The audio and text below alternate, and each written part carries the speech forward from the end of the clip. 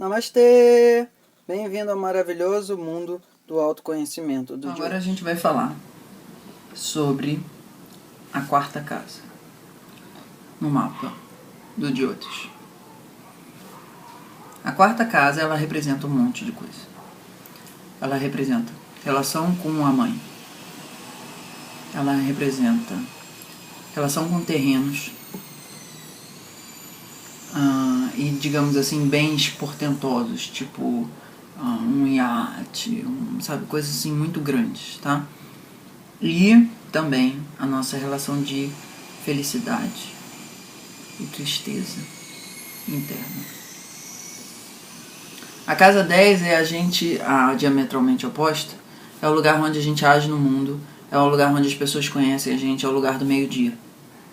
A casa 4 é o lugar onde ninguém nos enxerga, só a nossa psique ou nós mesmos, a princípio. É o lugar da meia-noite. Ok?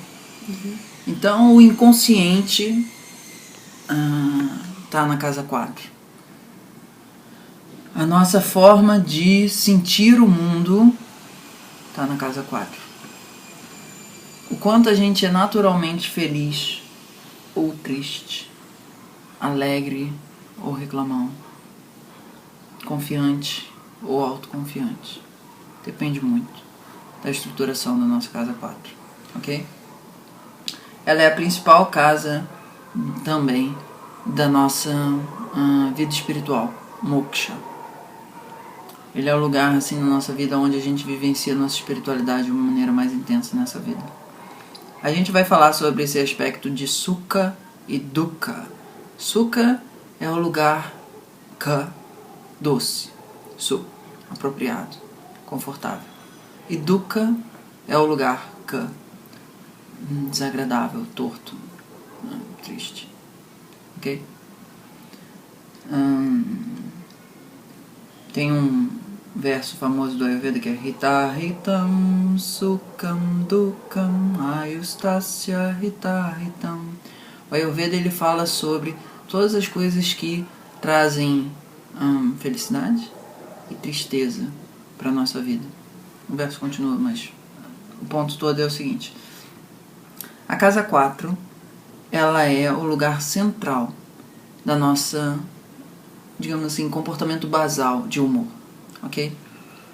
Astros, no geral, que estejam alegres ali, vão te trazer otimismo e felicidade. No geral vai ser Júpiter, anota aí. Astros que no geral vão trazer um sentimento de felicidade pra gente diante da vida. Júpiter, Vênus.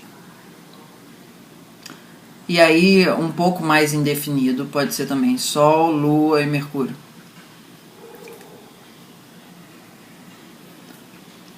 Astros, um pouco mais indefinido significa que às vezes um pouco mais, um pouco menos, às vezes sim, às vezes não.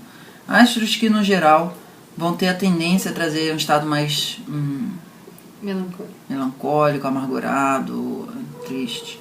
Marte e Saturno, Rahu e Ketu, que é a cabeça e a cauda do dragão, tá? Mas isso não quer dizer que necessariamente, se você tiver um Saturno na tua casa 4, você vai ser um cara triste, depressivo, amargurado, ranzinza. Isso é uma tendência se o teu Saturno tiver de mal com a vida. Uma má dignidade, que é o termo em inglês que eles usam, dignities. O estado de humor do astro ali é muito fundamental. Por exemplo, Júpiter, a princípio, ali vai fazer você ser um cara feliz com a vida independente do que aconteça. Mas o Júpiter não pode estar um pouco de mau humor ali. E a relação do como é o bom humor ou o mau humor depende muito da relação do astro que está ali em relação ao regente da casa, tá? Então, por exemplo, suponha que o teu signo que está na casa 4 é um signo de Escorpião, tá?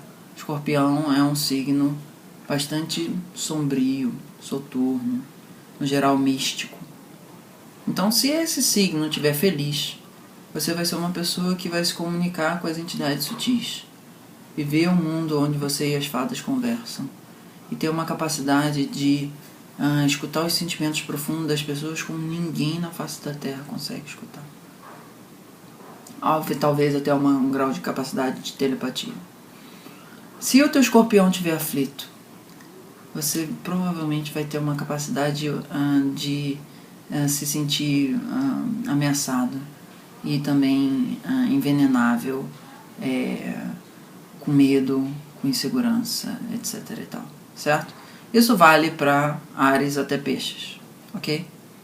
Então existem alguns aspectos que são importantes na gente julgar, bater o martelo, a casa 4 de uma pessoa, o signo que está ali e o quanto o signo está feliz. O signo está feliz dependendo da presença dos astros que estão deixando aquele signo feliz ou não. Cada signo tem um regente, por exemplo. O regente de Escorpião é Marte, Marte feminino. Se qualquer um dos astros que estiver ali for amigo de Marte, isso vai ser relativamente bom. Por exemplo, a relação de Marte com cada um dos planetas é tal qual a seguinte. Marte tem uma relação de amizade com Júpiter e Saturno. Ele não gosta de Vênus.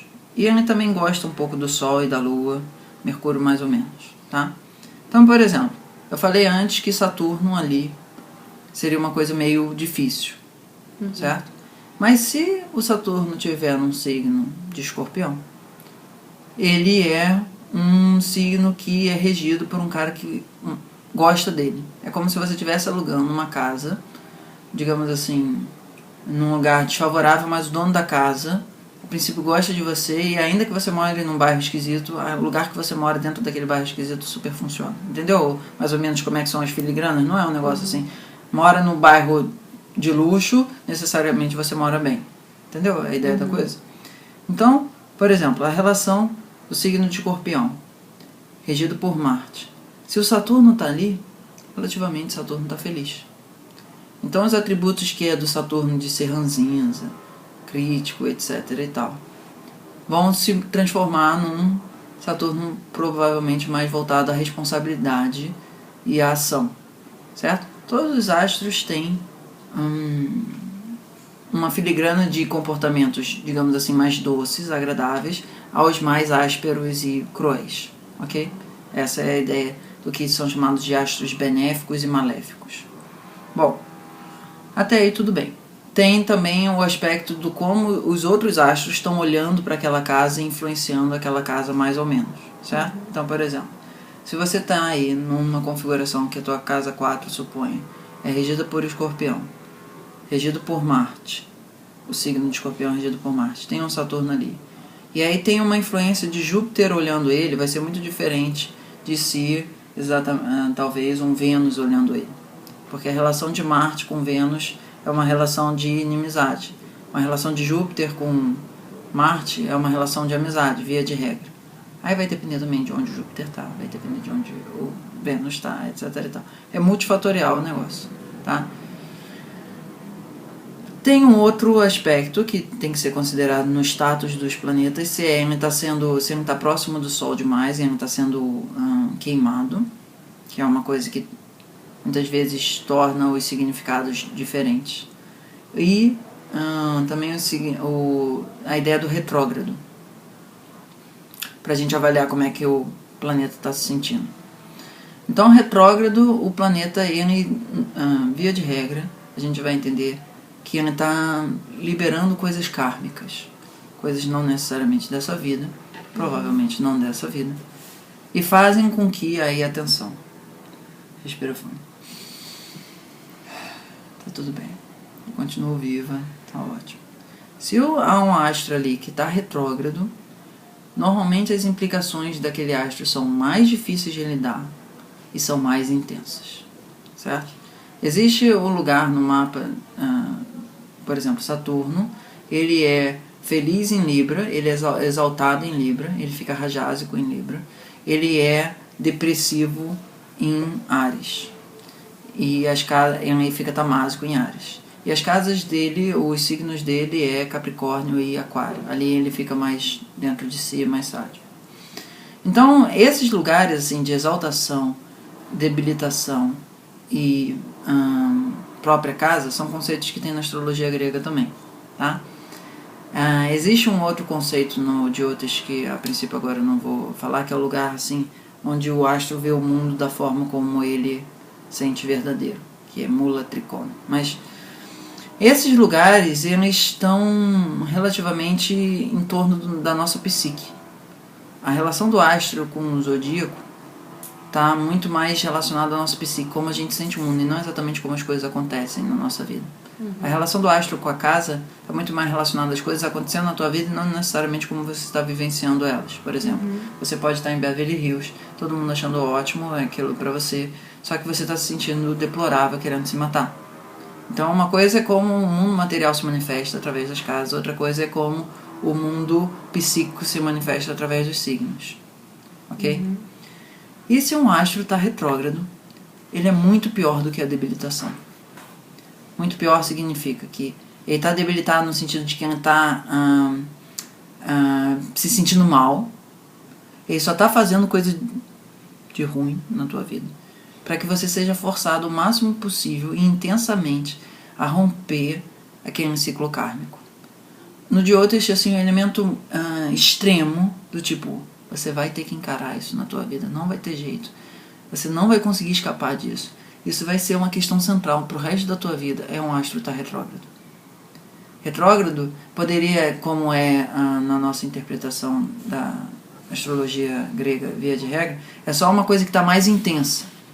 Mas ela está mais intensa num sentido duro, no sentido de fazer com coisas kármicas que você não quer ver, você seja forçado, na base da porrada, se for necessário. Se for um Saturno, então aí é na base da porrada mesmo, a se colocar diante daquilo, certo? Então, quando a gente está analisando a quarta casa, a gente está olhando quais são os astros que estão ali, como é que está a sensação do Lorde, do Senhor da casa, como é que é a relação do Senhor da casa com os astros que estão ali, como é que está o olhar de outros astros sobre aquela casa. E, por fim, qual é o período planetário, que é um outro conceito. Se, por exemplo, vai ter uma fase da tua vida durante, sei lá, uns 10, 15 anos que, por exemplo, o Saturno vai estar mais atuante.